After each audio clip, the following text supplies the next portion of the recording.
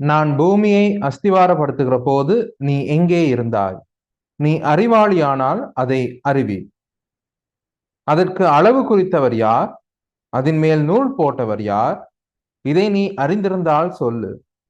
அதன் ஆதாரங்கள் எதின் மேல் போடப்பட்டது? அதன் கோடிக்கல்லை வைத்தவர் யார்? இந்த உலகத்தின் தோற்றத்தை பற்றி பலருக்கும் பலவிதமான கருத்துக்கள் இருக்கின்றன.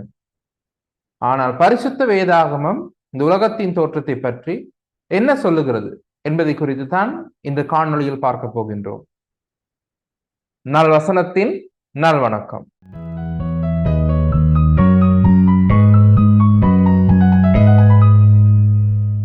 இந்த காணொளி 3 பாகங்களை கொண்டது.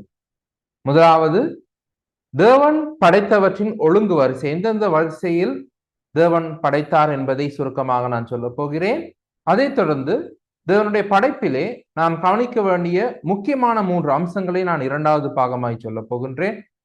3வது பாகத்திலே 3 வசனங்களை, வேத வசனங்களை நான் வாசிக்க விரும்புகிறேன். முதலாவது பாகத்தை பார்ப்போமாக இருந்தால், வேதத்தின் 1வது வசனத்திலேயே பரிசுத்த வேதாகமம் ஆரம்பிக்கப்படும் பொழுதே ஆதியிலே தேவன் வானத்தையும் பூமியையும் சிருஷ்டித்தார் என்று தான் ஆரம்பிக்கிறது.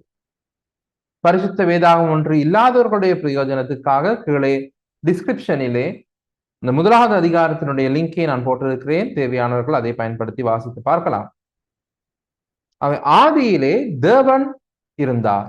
தேவனை தவிர வேற எதுவுமே இல்லை.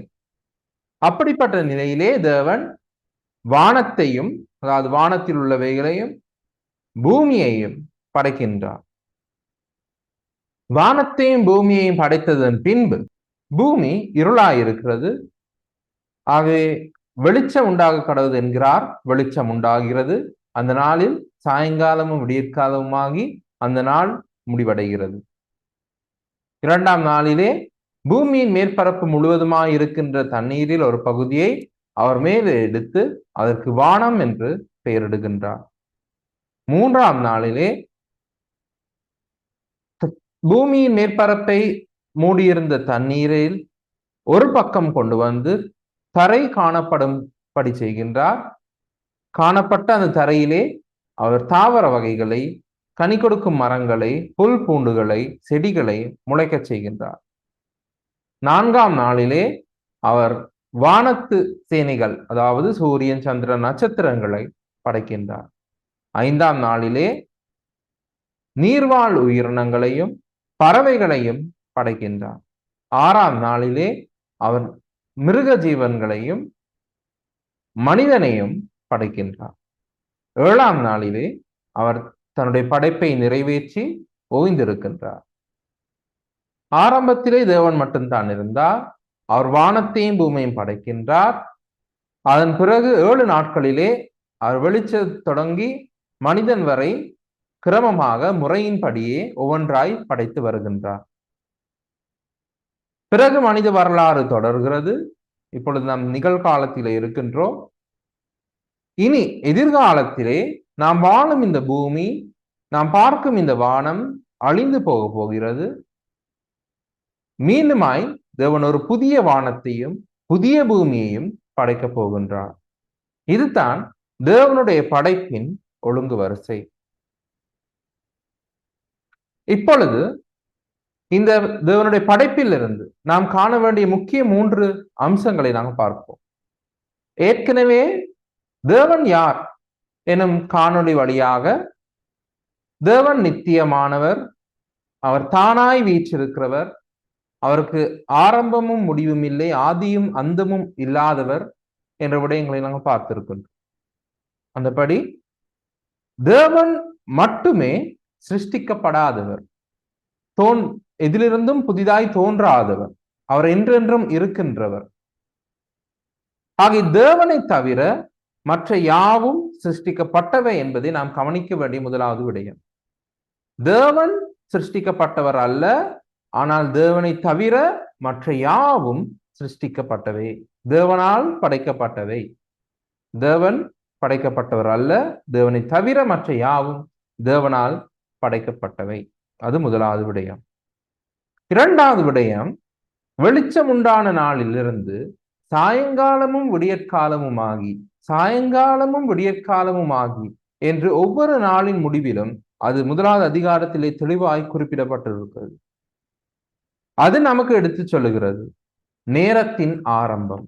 அந்த வெளிச்சம் உண்டான நாள் தொடக்கம் தான் நேரம் ஆரம்பிக்கிறது. அதுக்கு முன்பதாய் நேரம் இல்லை. ஆகிய தேவன் நேரத்துக்குள் கட்டுப்பட்டவர் அல்ல. ஆனால் அந்த வெளிச்சம் உண்டான நாளிலிருந்து அதன் பின்பு படைக்கப்பட்டவை யாவும் நேரத்துக்குள் கட்டுப்படுத்தப்பட்டிருக்கிறது. நான் முதலில் சொன்னது போல அந்த புதிய வானமும் புதிய பூமியும் படைக்கப்படும் நாளிலே அந்த நேரம் முடிவடைய போகிறது. ஆகவே நாம் வாழ்வது இந்த நேர இடைவெளிக்கு நடுவே இந்த நேரத்துக்குள் கட்டுப்பட்டு. இது நாம் கவனிக்க வேண்டிய இரண்டாவது விடயம். நாம் கவனிக்க வேண்டிய மூன்றாவது விடயம்,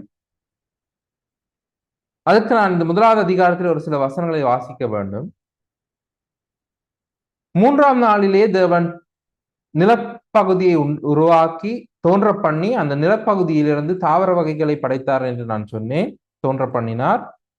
அதை குறித்து நாங்கள் வாசிக்கும் பொழுது பாருங்கள், 11வது வசனத்திலே முதலாவது அதிகாரத்திலே, பூமியானது புல்லையும் விதையை பிறப்பிக்கும் பூண்டுகளையும் பூமியின் மேல் தங்களில் தங்கள் விதையை உடைய கனிகளை தங்கள் தங்கள் ஜாதியின் படியே கொடுக்கும் கனி விருட்சங்களை முளைப்பிக்க கடவுது என்றார்.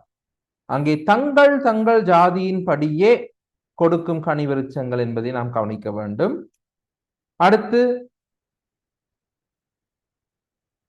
நீர்வாழ் உயிரினங்களை படைக்கும் பொழுதும் நாம் பார்க்கின்றோம். 21வது வசனத்திலே, தேவன் மகா மச்சங்களையும் ஜலத்தில் தங்கள் தங்கள் ஜாதியின் படியே திரளாய் ஜனிப்பிக்கப்பட்ட சகலவித நீர்வாழும் ஜந்துகளையும் சிறகுள்ள ஜாதி ஜாதியான சகலவித பட்சிகளையும் சிருஷ்டித்தார். அங்கும் அந்த ஜாதி ஜாதியான நீர்வாழ் உயிரினங்கள், ஜாதி ஜாதியான பறவைகள் என்னும் வார்த்தையை நாம் கவனிக்க வேண்டும். அடுத்து 24வது வசனத்திலே மிருகங்களை படைக்கும் பொழுதும் 6ஆம் நாளிலே மன்னிக்கவும், பூமியானது ஜாதி ஜாதியான ஜீவ ஜந்துகளாகிய நாட்டு மிருகங்களையும் ஊரும் பிராணிகளையும் காட்டு மிருகங்களையும் ஜாதி ஜாதியாக பிறப்பிக்க கடவுது என்றார். ஆகிய நாம் தேவனுடைய படைப்பிலே கவனிக்க வேண்டிய மூன்றாவது முக்கிய அம்சம் தான் தாவர வகைகளையும் தேவன் அதினதின் ஜாதியின் படியே படைத்திருக்கிறார், அதே நதின் வகையின் படியே படைத்திருக்கிறார். நீர்வாழ் உயிரினங்களையும் தேவன் அதினதின் வகையின் படையே படைத்திருக்கின்றார். பறவைகளையும் தேவன் அதினதின் வகையின் படையே படைத்திருக்கின்றார். மிருகங்களையும் தேவன் அதினதின் வகையின் படியே படைத்திருக்கின்றார், அதினதின் ஜாதியின் படியே படைத்திருக்கின்றார். ஆக இதை நாம் கவனிக்க வேண்டிய மிக முக்கியமான அம்சம். உதாரணமாக பூனை வகையை எடுத்துக்கொண்டால், பூனை, காட்டுப்பூனை, சிறுத்தை, புலி, சிங்கம் என்று அது ஒரு தனி வகை. நாய் எடுத்துக்கொண்டால் நாய், காட்டு நாய், ஓநாய், இது தனி ஒரு வரிசை. இப்படியாக அதினதின் வகையை சார்ந்து அதினதின்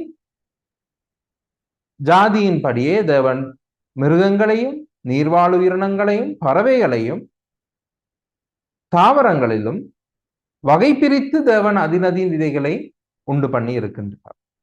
அவை நாம் இது தேவனுடைய படைப்பில் கவனிக்க வேண்டிய மூன்று முக்கிய விடயங்கள். முதலாவது, தேவன் படைக்கப்படவில்லை, ஆனால் தேவனை தவிர மற்ற யாவும் படைக்கப்பட்டவை.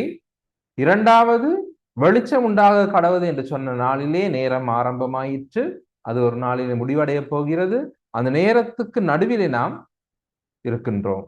மூன்றாவது, தேவனுடைய படைப்பிலே தேவன் ஒவ்வொன்றையும் அதினதின் வகையிலே தனித்தனியாக அவர் அவற்றை படைத்திருக்கின்றார். ஆக இப்பொழுது நான் கடைசியாக மூன்றாவது பாகத்துக்குள் வந்திருக்கின்றோம். இதிலே 3 வசனங்களை நான் இப்பொழுது உங்களுக்கு வாசிக்கப் போகின்றேன். முதலாவதாய் ஏசாயாவின் புத்தகம் 45வது அதிகாரத்திலே 12வது வசனம். ஏசாயாவின் புத்தகம் 45வது அதிகாரம் 12வது வசனம். நான் பூமியை உண்டு பண்ணி நானே அதன் மேல் இருக்கிற மனுஷனை சிருஷ்டித்தேன். என் கரங்கள் வானங்களை விரித்தன, அவைகளின் சர்வ சேனையையும் நான் கட்டளையிட்டேன் என்று தேவன் சொல்லி இருக்கிறார். இன்னும் 2 வசனங்களை நாம் வாசித்து பார்ப்போம். புதிய ஏற்பாட்டிலே 1 யோவான் சுவிசேஷ புத்தகத்திலே 1வது அதிகாரம் 3வது வசனம். யோவான் சுவிசேஷ புத்தகம் முதலாவது அதிகாரம் 3வது வசனம், சகலமும் அவர் மூலமாய் உண்டாயிற்று, உண்டானதொன்றும் அவராலே அல்லாமல் உண்டாகவில்லை. இன்னும் ஒரு வசனம், கொலோசேயர் 1வது அதிகாரத்திலே 16வது வசனம். கொலோசேயர் எனும் புத்தகத்திலே 1வது அதிகாரம் 16வது வசனம், ஏனெனில் அவருக்குள் சகலமும் சிருஷ்டிக்கப்பட்டது, பரலோகத்தில் உள்ளவைகளும் பூலோகத்தில் உள்ளவைகளும் ஆகிய காணப்படுகிறவைகளும் காணப்படாதவைகளுமான சகல வஸ்துக்களும், சிங்காசனங்களானாலும் கர்த்தத்துவங்களானாலும் துரைத்தனங்களானாலும் அதிகாரங்களானாலும் சகலமும் அவரை கொண்டும் அவருக்கு என்றும் சிருஷ்டிக்கப்பட்டது. ஆகவே இதுதான் தேவனுடைய படைப்பை பற்றிய சிறு விவரம். மீண்டும் ஒரு காணொளியிலே உங்களை சந்திக்கும் வரை நீங்கள் வேத வசனத்தை வாசிப்பதிலும் தியானிப்பதிலும் கற்றுக்கொள்வதிலும் நிலைத்திருந்து கர்த்தராகிய இயேசு கிறிஸ்துவின் கிருபையிலும் அவரை அறிகிற அறிவிலும் வளருங்கள். நன்றி.